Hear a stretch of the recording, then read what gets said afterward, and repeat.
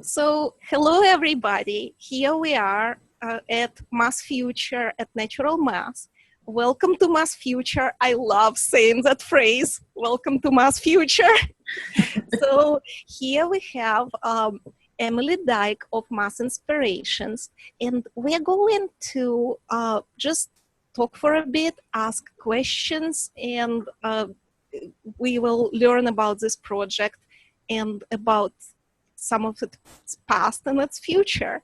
And Shelley Nash is here and will also ask questions, so we'll see how it goes. Now, I'm going to just share the site Math Inspirations and what you see when you go there.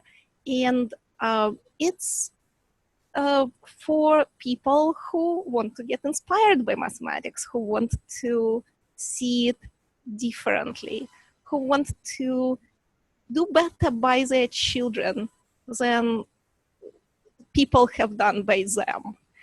So for parents who want to make a difference, for teachers who want to make a difference, this is the site that can make a difference.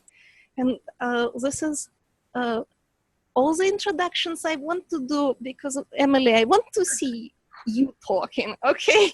Yeah. So, tell us how you came to be where you are now. Why did you decide to go to such a length that create a math program? Okay. Yeah, I would love to share that. So I myself am a high school math teacher, or was a high school math teacher. I majored in math education, and the way that they teach you to teach math is very different than the way that you teach math, traditionally the way that they teach math. And so when I went out to teach math in a public school, it was very hard to do anything besides just tell the student what to do, let the student practice, and then they regurgitated that on some sort of exam or test, which is the way that I'm sure we all went through math. My teacher told me what to do. I did that thing several hundred times, and then I regurgitated it back, and that was me showing that I could do it.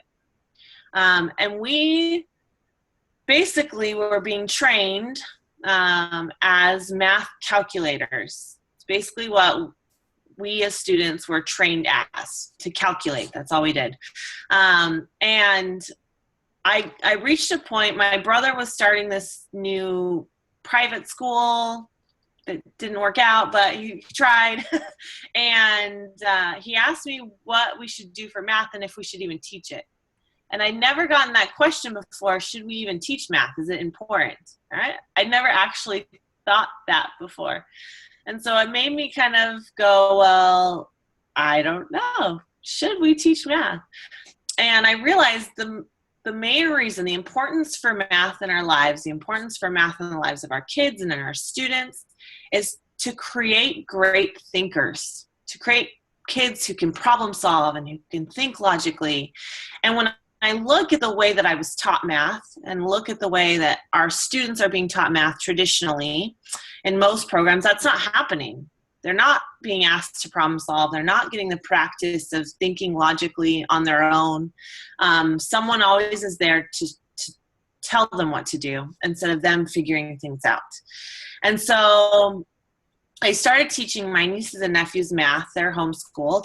And as I was teaching them, I realized there was so much they could figure out on their own. I worked with my nephew primarily, who was 7 at the time, and he discovered how to multiply 2-digit numbers, all the way up through adding fractions and multiplying fractions. I mean, I provided him questions and mentoring, but I told him nothing. I didn't tell him answers.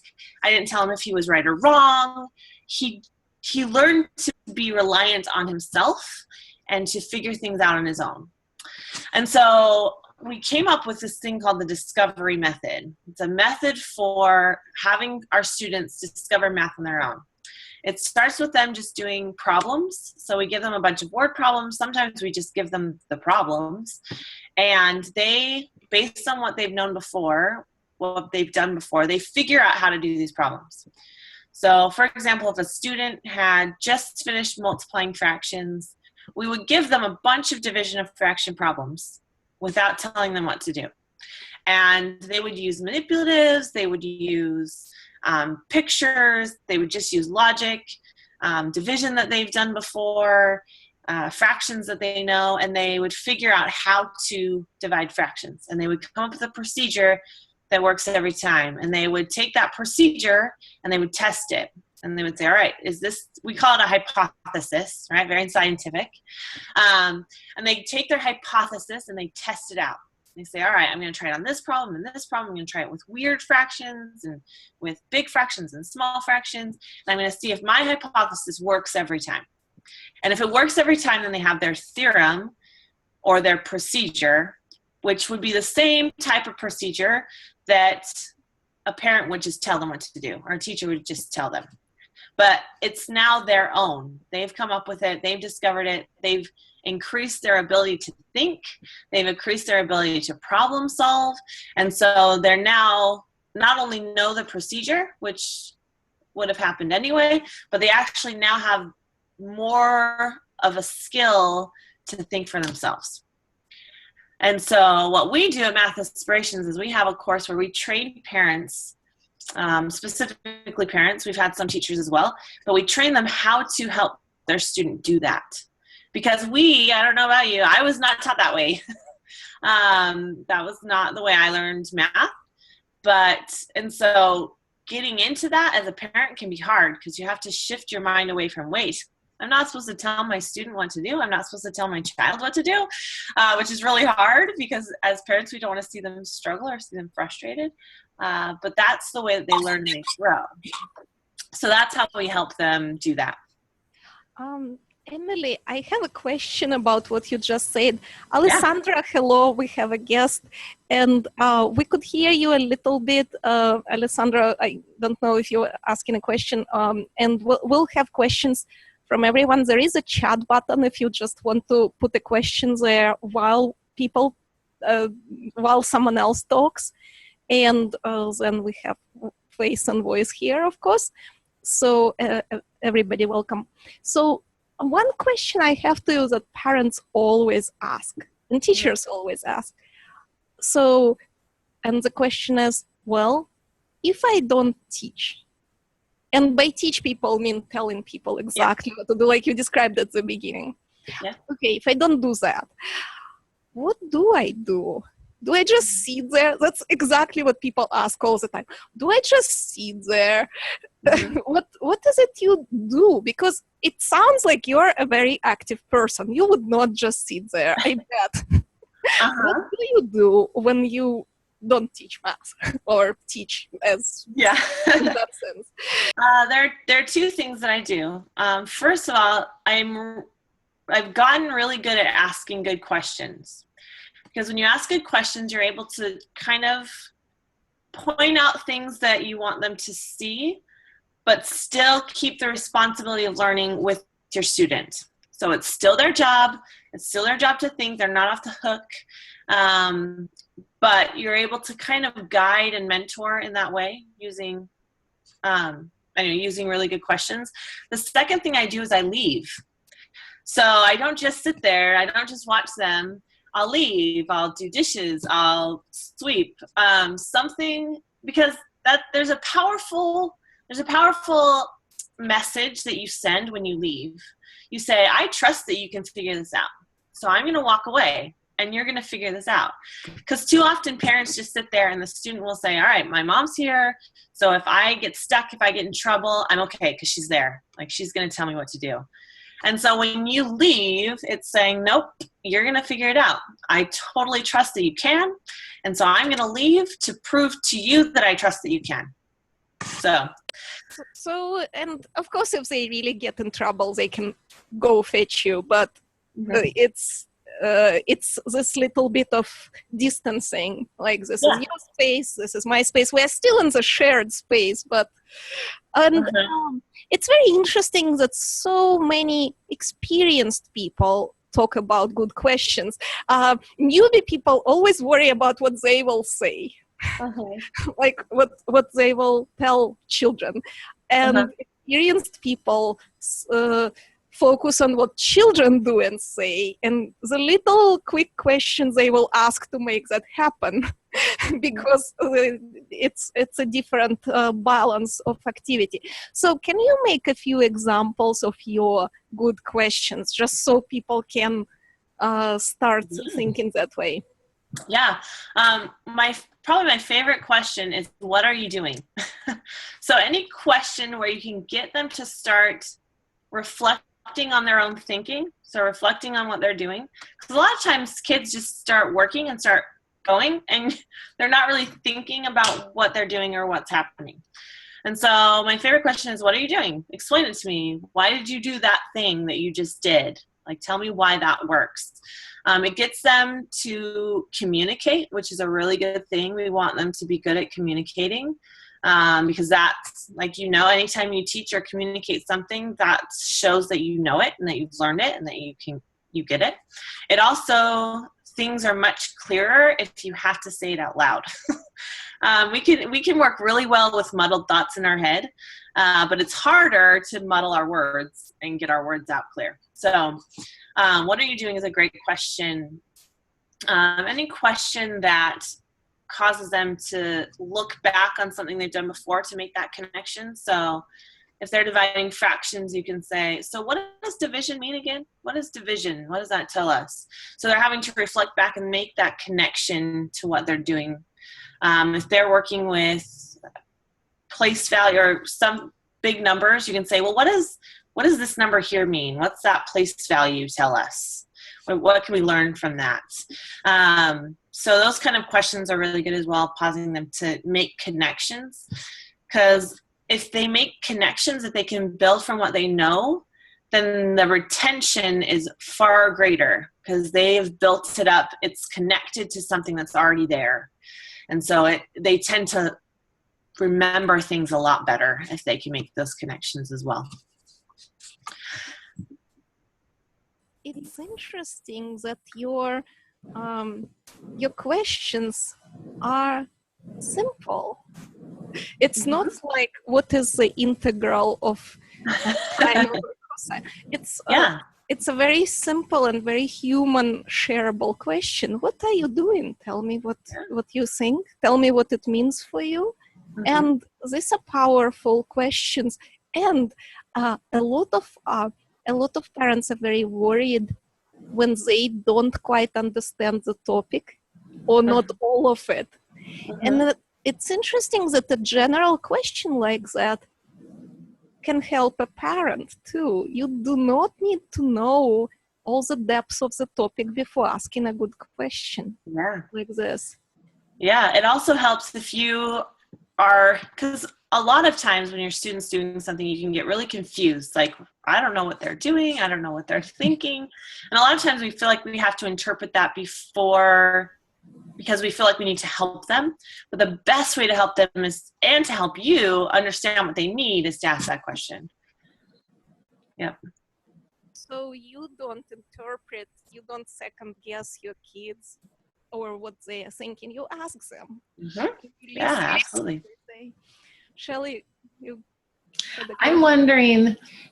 Well, I have a few questions I've jotted down. I'm wondering what you do for the mom who feels like, I don't know. Well, not just I don't know what to ask, but okay, let's say they ask, what are you doing? And the child answers, and they don't know how to make the connections to reflect back on the past. Like, they feel that their math skills themselves are weak enough that after they ask that, they don't know what to do with the answer that the child gave them.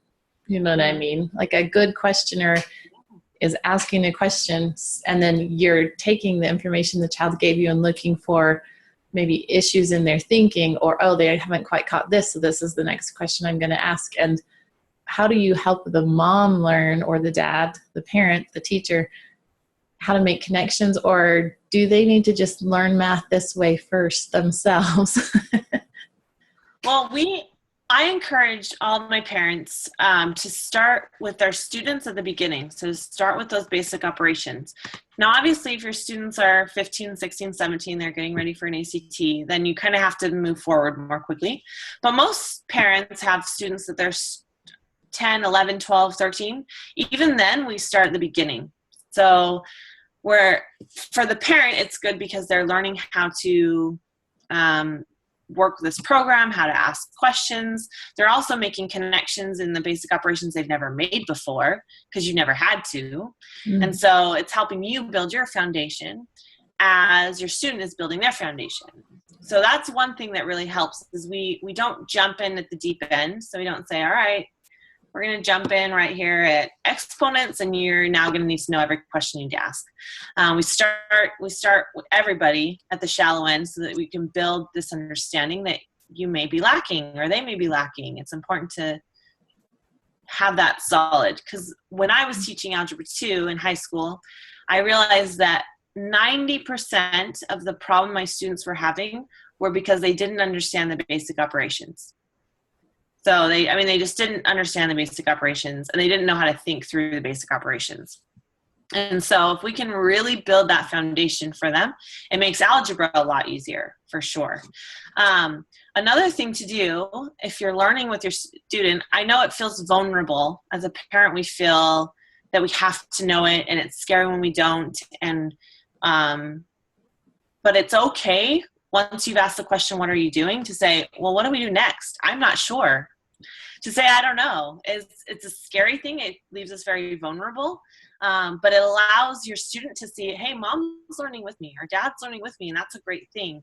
It gives you an opportunity to stretch your brain, right? Our brains are growing and we're learning, and that's a great thing. And we should definitely spend some time on that. I have found some of my most valuable math mentoring experiences have come when I didn't know. When I didn't know the answer, I didn't know the path to take even. And we together, myself and my student, worked as peers. So I'm like, oh, what do you think? What do you think you're doing? Okay, you try that, and I'm going to try something else, and let's compare, because I don't know. And they see that it's okay to not know. Because right now we're in the age of instant gratification where we feel like we have to do it fast and we have to get it right now. And they need to know that it's okay not to know, and that it might take time, and taking time is okay, and it's good. We might have to stop for the day not knowing and come back the next day and try again. And that's okay. Often we just feel like it has to be fast, and our kids have to learn fast, and they have to get through things fast. And if they don't, that they're failing. And that's not right. It's not. It's okay to move slow. Our brains don't develop overnight. That's not how that works, unfortunately. We need to go slowly. We need to move with them. One of the best ways I found to help not only the student but the parent increase their mental capacity, increase their logical thinking, is through logic training. So we have logic training on our site where we basically just give them a bunch of logic puzzles. So either like Sudoku puzzles, and then there's a lot. I mean, there's so many. I didn't realize how many logic puzzles there are out there, but there are a ton. So just different puzzles that make you think in a different way. Just stretching your brain, working it out. I usually have my students do at least 15 minutes a day. And all of my parents, I tell them, do it with your student. Do it too, because you need it too. We all need it. I do 15 minutes of logic every day. That's just an important part of me, because I need to stretch my brain too. I'm not there yet. I don't think we get there. I think we are constantly growing. How do you get over a lot of parents hesitant to spend time on themselves like this? Yeah. A lot of parents feel, and we know, well, I've seen a lot of research that says if you do that thing for yourself, if you keep learning, if you think of yourself as a learner, if you spend those 15 minutes on logic puzzles, it makes big measurable difference for your students if you are a teacher, or for your children if you are a parent. There are a lot of studies on that, but people kind of don't know or don't believe it, and they say, well, they will take time away from their duties. So it's how do you I guess, inspire parents that it's okay that Yeah. they can do that. Yeah, well, a big reason, the great thing about it is their kids have to do it too. And so that's why I say do it as a family, do it together, because that's time they have to spend time with their kids doing math anyway. So they might as well be doing it with them for themselves as well. And so as for math time in your homeschool, you get together, you give them some logic puzzles. Your younger kids, you can get them started on a game, and you can be working on logic as well. So it's not time they necessarily have to take away from their kids or away just by themselves. They can do it at the same time and grow with that. So it's not bad. And everyone has 15 minutes. I know that seems weird, and sometimes we don't feel like we have 15 minutes, but waiting for kids to get out of class, there's just a lot of times that we can pull that out. The car, I was going to say our Giotto or Giotto or however people say it, that game where you do the number, you say a word and they tell you how many letters are in it, that classic logic one by deduction. I taught that to my kids, and we played it in the car on a 2-hour car ride every time we'd go see their dad last summer because he was working out of town. And the most fun was when they'd say, how do you know that? And I would say things like, well, go back 3 words and read that one to me. See, that one doesn't have more than 2, so it can't be the E, so it has to be the I. So when you did this word, and when I verbalized my thought processes, that's when they learned the most, and they got a lot better. And then they taught their friends, and then they taught their friends the tricks, which was really the logic. So it was fun. I bet they loved that part where they felt that power of, well, I know not just the games, but the tricks to the game, the mastery of it. It's wonderful. So that kind of answers my earlier question to what do you do if you don't just sit there, if you don't teach. So you ask good questions and you learn yourself as a learner. You do it as a peer. So that's very interesting. Yeah. Have you had students, I'm sure you have, who totally resist this way of doing math and are like, just tell me? And then have you been able to win them over? And if so, how? Yeah, absolutely. The older they are, the more resistant they become because they get used to being told what to do. So I love it when parents come to me and their oldest is like 6, because I'm like, oh, you won't have troubles. You won't have to do the revamping their way of thinking. We always start with games. Games are a great way to get your student to start thinking logically, to start talking about what they're doing in a very safe place. And so we love those games like the Geos, right? Where they're having to think logically, but it's not scary because they're playing a game, right? It's not math. A lot of kids get afraid of that word and they start to shut down. And so, we do it in a way that's fun, that's safe, so we start there. Logic training is fun because, again, it's not technically math, it's just a puzzle that they have to solve. And so we kind of work them up with that, and we ask tons of questions, get them talking. And at the end we point out, oh, by the way, I hate to break it to you, but that was math. You're a really good thinker. And if you're a really good thinker, you'll be fine because you'll do great. And so you just kind of ease them into it. You also, especially when they're older, they're logical. And so you can talk to them bluntly about, hey, we're going to try this new way. It's going to cause you to think. It's going to be hard. It's not going to be easy, but here's what you're going to gain from it. You're going to become a great thinker. You're going to be able to think logically. Things will become easier for you because you'll be able to find and pick the most efficient way to do something. It won't take you a long time. You won't have to start something, oh, that didn't work, start something, that didn't work, right? You can think ahead of time, oh, this will work for me. And when we talk about students about growing their brains and making them smarter, kids want to be smarter. They do. There might be a few that say they don't, but secretly they do because they just want to be able to think and be smarter. And so I haven't yet had a student who's just flat out resisted, but I also, and I tell this to my parents, I ask for permission to teach them. It's really important to me that they allow me to be their mentor. So, and actually I just had a parent recently say, I'm working with my son, and I asked him if I could be his mentor, and he said, no, what do I do? he said no. And I was like, well, then don't be his mentor. Just play games, be his friend, be his, just enjoy math for a little while, and then try again. Do some things and then try again. And so anyway, that just happened. So we'll see how that goes. I know it's harder for a parent to their kid to ask that question. And so, and I haven't gotten there yet. My oldest is 4, so I haven't gotten to where I have to work through that. But I honestly think if you are honest with them and you're saying, I think this would be really great, that they will open up to it eventually. It might take a little while of having fun and of working on logic, which is great for their brain. They're not losing any time if you do that.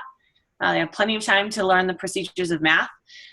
Thinking takes a lot longer to develop. So it's okay to just continue to work on that thinking, and eventually get to the point where they're like, all right, let's try it. I like that. Me too.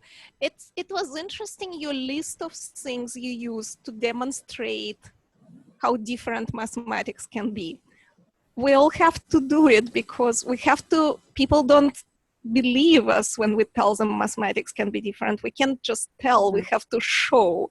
So logic puzzles, logic games is what you used, and games. And these are things that are really different. And then you say, well, guess what? This is mathematics. Now do you believe me? It can be different.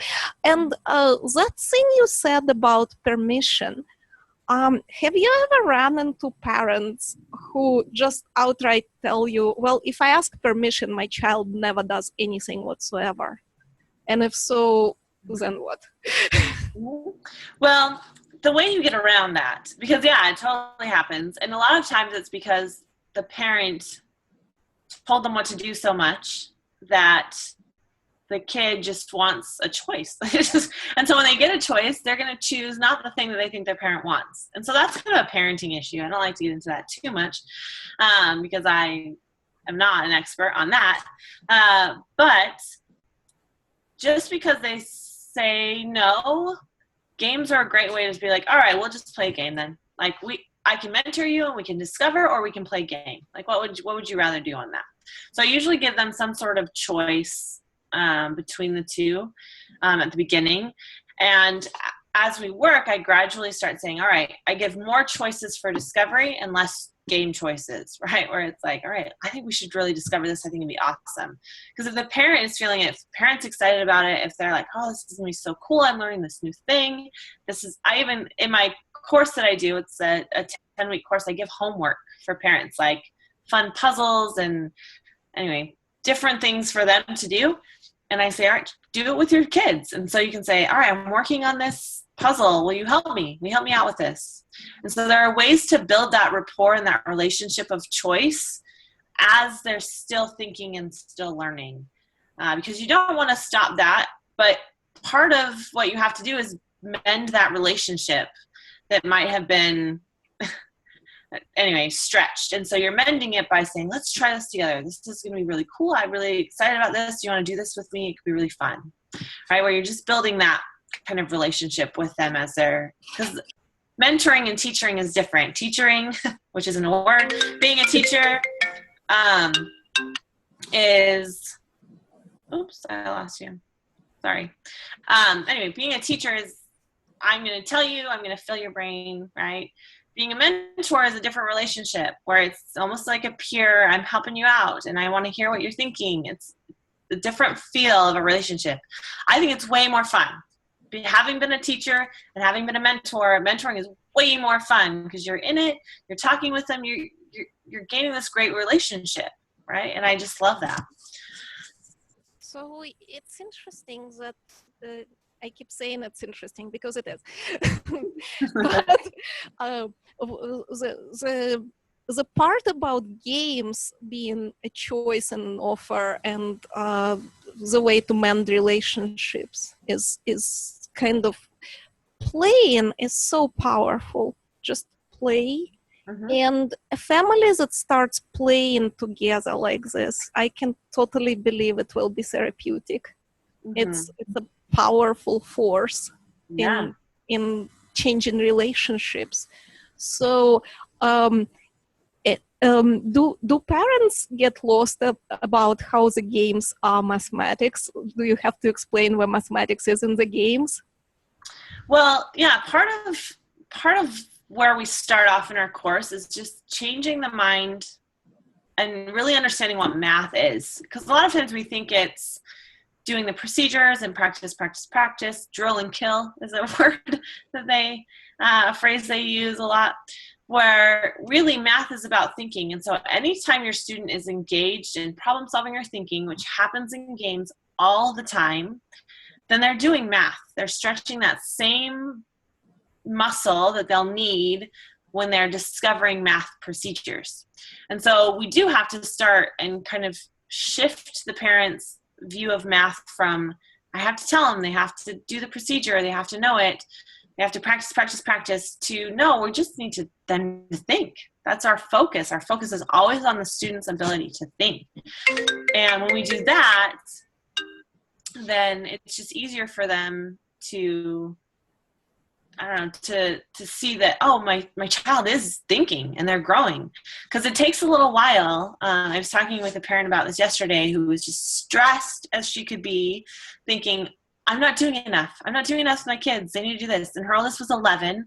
And she just felt like, I have to do half an hour. What do I need to do with them every single day? And I asked her what she was doing, and she said, well, we're playing a game every day. And she's like, but I just don't see their growth. And we'd only been working for a week, me and this parent.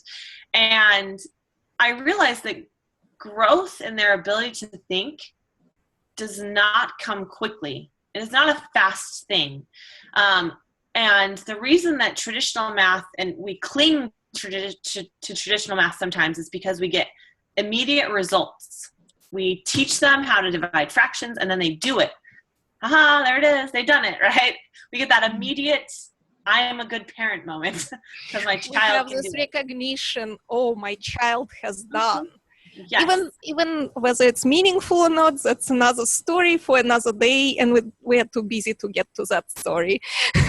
Exactly. And so that's why we stick to it. That's why when they've tried to implement it in classrooms, it doesn't work, because parents say, no, my child isn't progressing. I'm not seeing that immediate, they can do it. Thinking takes longer to develop. It also isn't as obvious.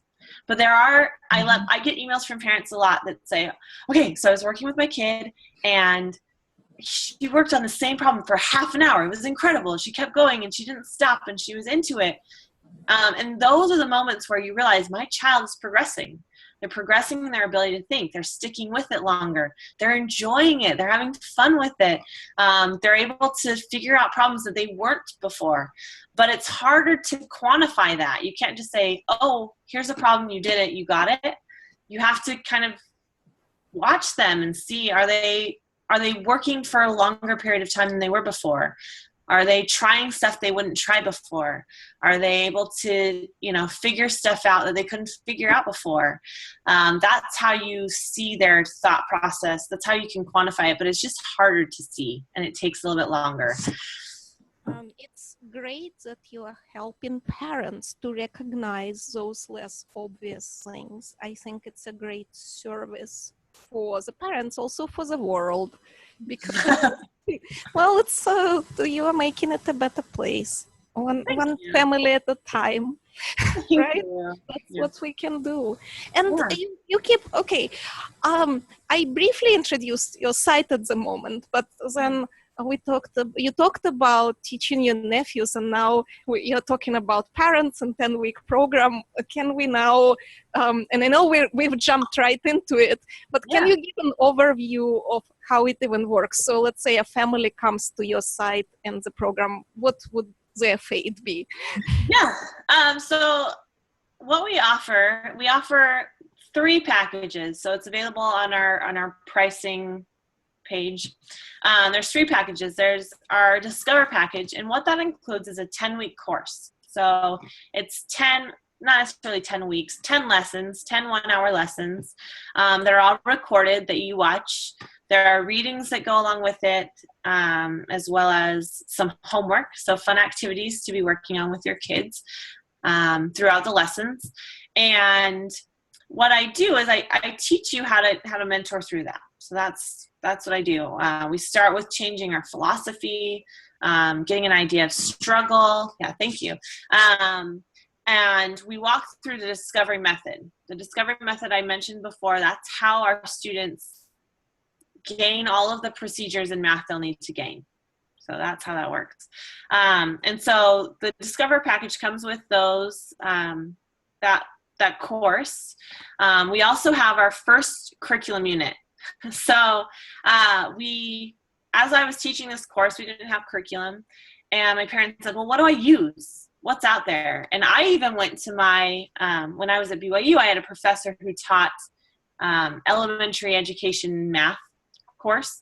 And I went to him and said, okay, you're teaching me to get our kids to think. So what curriculum should I use for them? Because I was going to start teaching. And he's like, well, there isn't one out there. Doesn't exist. And I was like, oh man.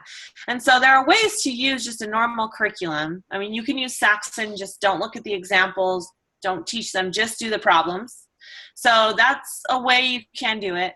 But parents just said, just give me what to teach. Just give me what to teach. Make it easy for me. So I've been writing a curriculum. I'm still in the process of doing that, finishing a full K-8 curriculum. It takes a little while. Who knew? And so, but our first unit of curriculum, our basic operations unit, which helps, basically they master addition, subtraction, multiplication, and division with any numbers, any two numbers. That's available with our course as well. So that very first unit is available with the course. And that's our Discover. Our Inspire package comes with our extras. So we have some really cool extras that we've just added this last year, where we have logic training. So we do weekly logic training. We have a beginner, intermediate, and advanced, so that everyone in the family can be working on logic training at the same time, because that was something that was really important to us. And our parents were having a hard time finding that. And so we've done that for them.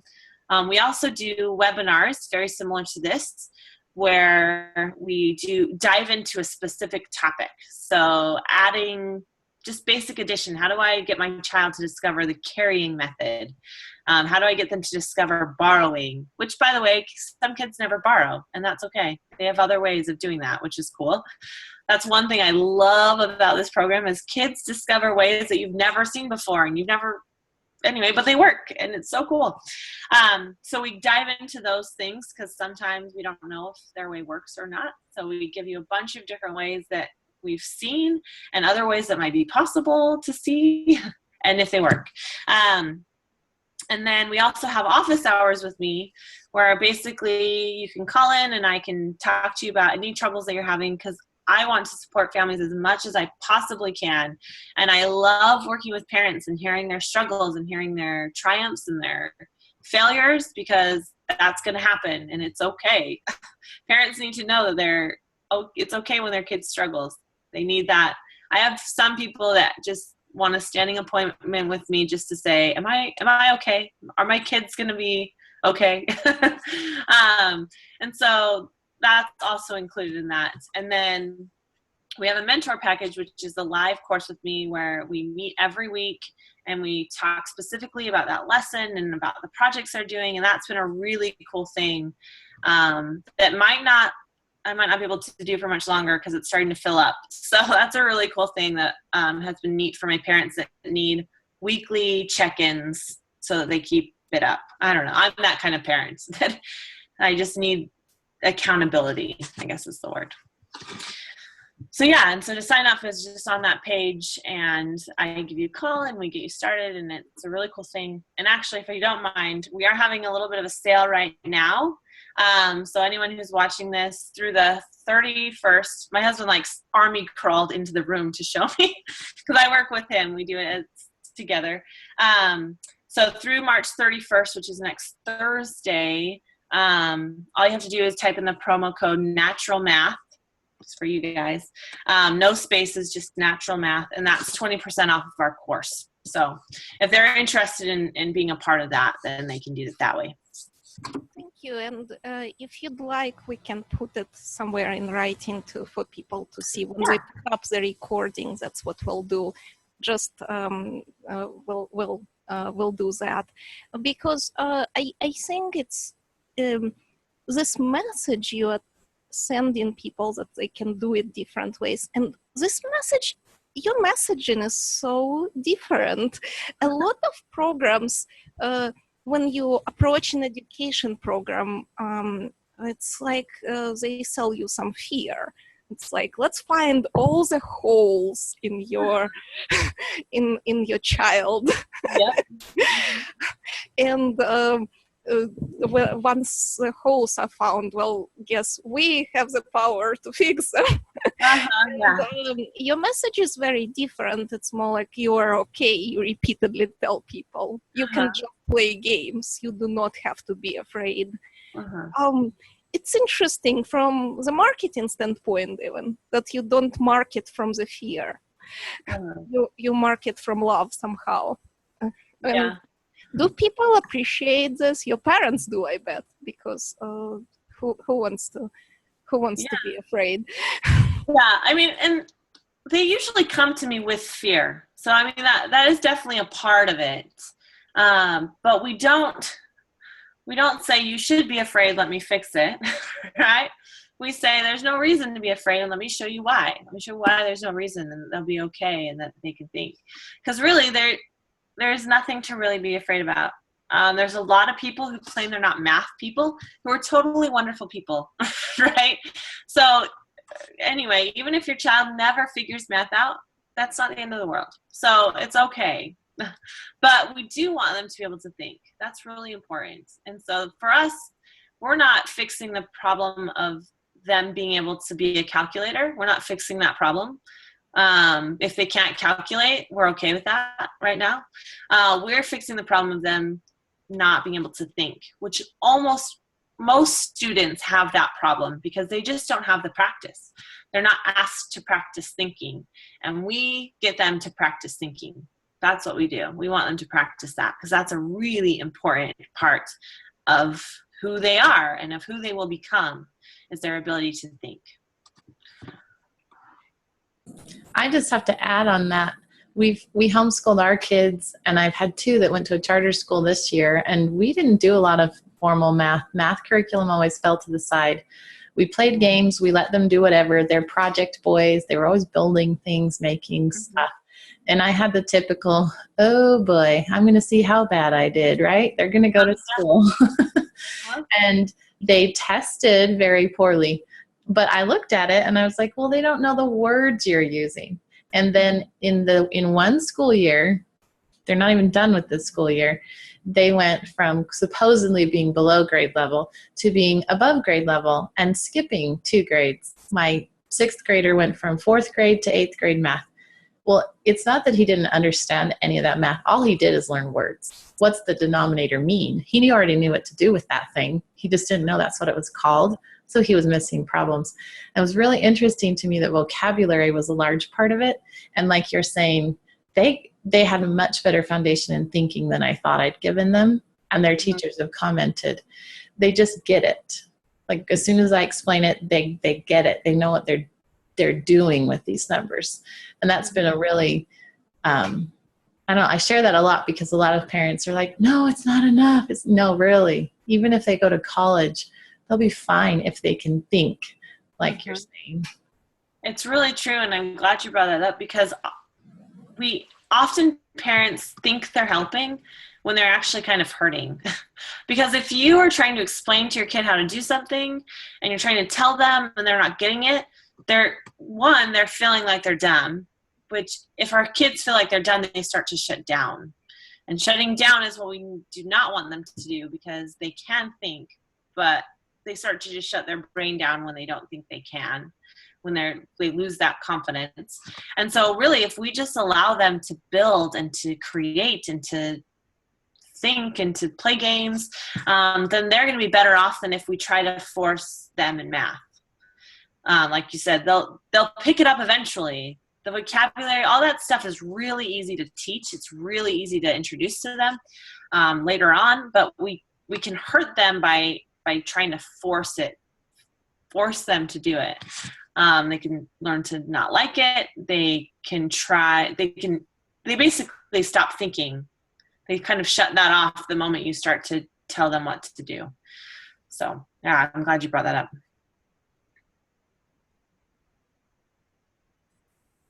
So that's one more thing people doubt a lot, because so much of education is really violent if you think about it. It's forcing, it's there. And so kind of weaning people off of it is a challenge sometimes. A lot of, I think you are onto something with inviting parents to play. I think it really is a strong message. So, so when people go through self-paced programs, I know statistics for places like Coursera that has self-paced courses. Mm-hmm. So about 95% of people drop out of unpaid people. Now, people who pay and gain something out of it, and also courses with children are a bit different. And still, the people who actually stay with it, people want self-paced option more because it's easier. Yeah. It feels easier for them. There is no scheduling issue. They can kind of do it on their own. And then they don't do it. Do you run into this with some of your parents? And if so, how do you help them?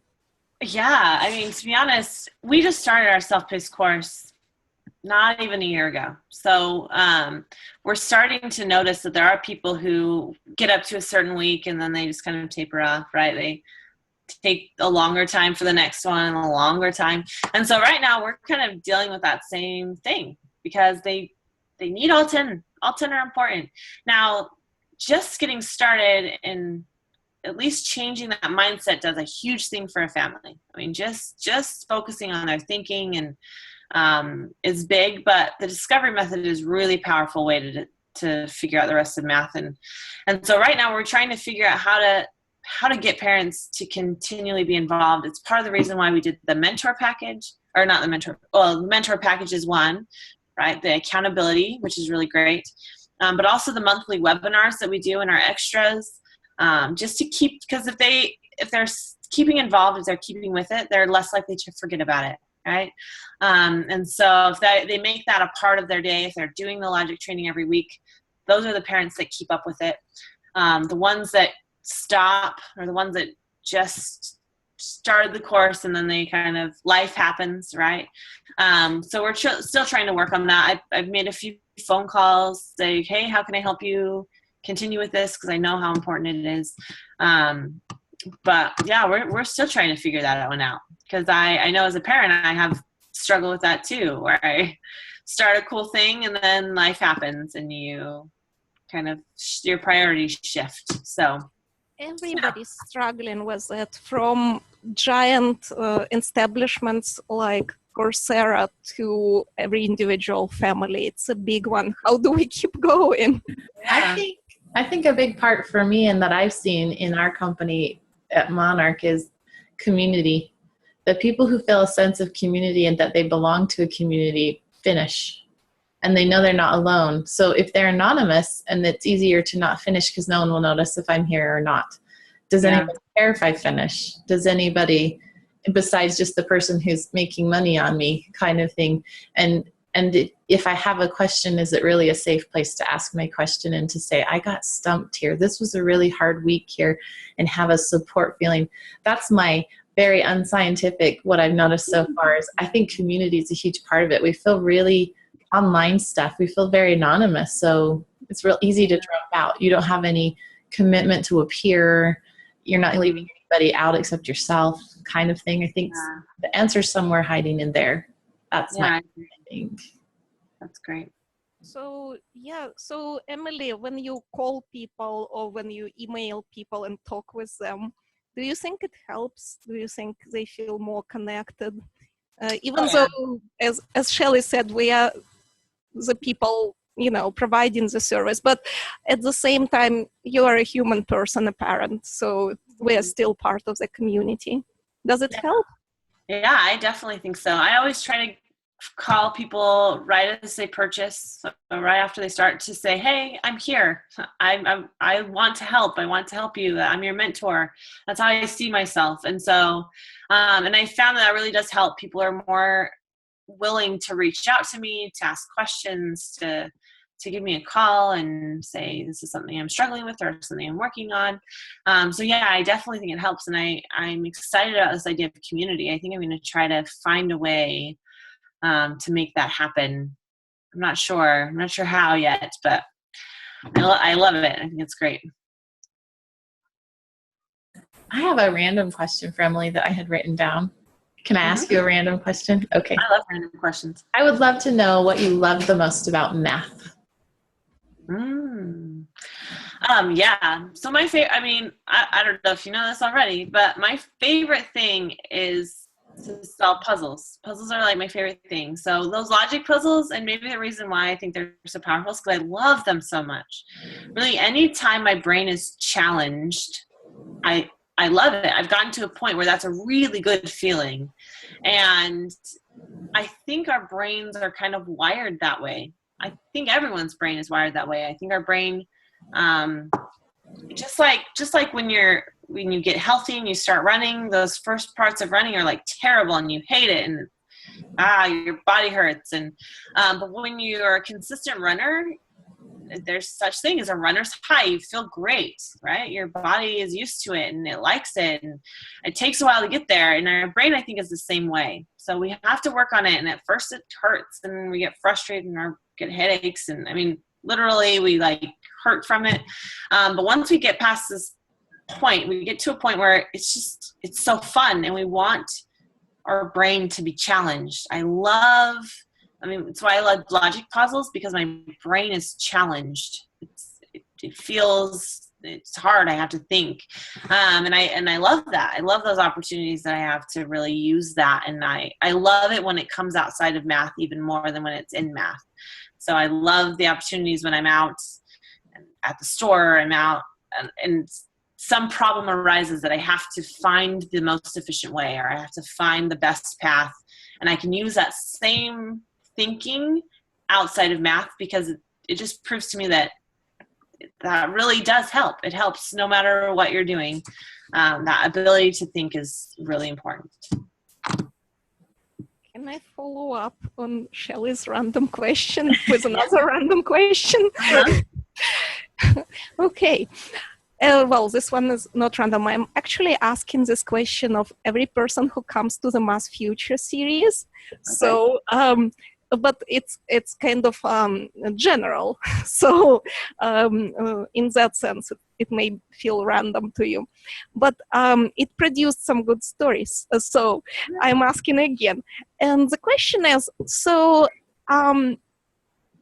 if you remember yourself as a little girl, and some people have these events connected to mathematics, some memories from their childhood, from when they were little, like tiny little, or maybe a bit older.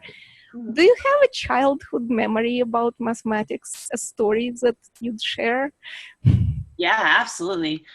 So my mom was an elementary school teacher, and her love was math. So she just loved math. That was her favorite subject, favorite thing. So we grew up in a home where we played math all the time. And I think it's why I am where I am right now. Because one game specifically that we played was called Crypto, where there's 5 numbers from 1 to 25, and then there's a target number. And you have to use the 5 numbers, add, subtract, multiply, and divide to get to the target number. And that was a game that we played as a family. So we'd sit around the table and we'd play Crypto, and I loved it. It was so fun. And my mom she was so good at turning math into something that was a puzzle and exciting, and look at this cool thing I discovered and this cool thing I found. And she just had such a love and such a passion for it that it was inspiring to me, and math was a joy to me. And I just had so much fun playing math and doing math and discovering math. Now, I fell out of love when I got into public school because it was not like that. But I always remembered and felt that joy that my mom had. It was always there. It was always with me. And even now, she passed away about 6 or 7 years ago, and she started Math Inspirations. I didn't know it at the time, but we were looking through when we were starting our business, we were looking through some of her old math stuff because she had a ton. And we found this little business card. She was going to teach parents to teach their kids to love math. And I had no idea. She started it probably 4 or 5 months before she passed away. And anyway, so that's where we got even the name of our company is from my mom and her joy and love of math. Thank you for sharing this wonderful story. Thank you. And it connects to Shelley's question, what you love in math. Like you started loving these games and puzzles, and it's different now because you apply it differently and so on.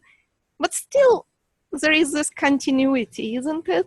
From your mom to you, to the little girl playing that game, to now what you do, to your 4-year-old, 4 months old. It's all, it keeps going. And to the parents who come to Math Inspirations. How wonderful. Thank you so much for your time with us, for answering questions, for doing what you do for parents. It really makes a difference. Thank you. Thank you so much for having me, and for Natural Math. I think it's so great, and I love that our philosophies just mesh so well, and it's awesome. Thank you as well. We'll keep in touch. Yes, Thank definitely. Thanks, Shelley.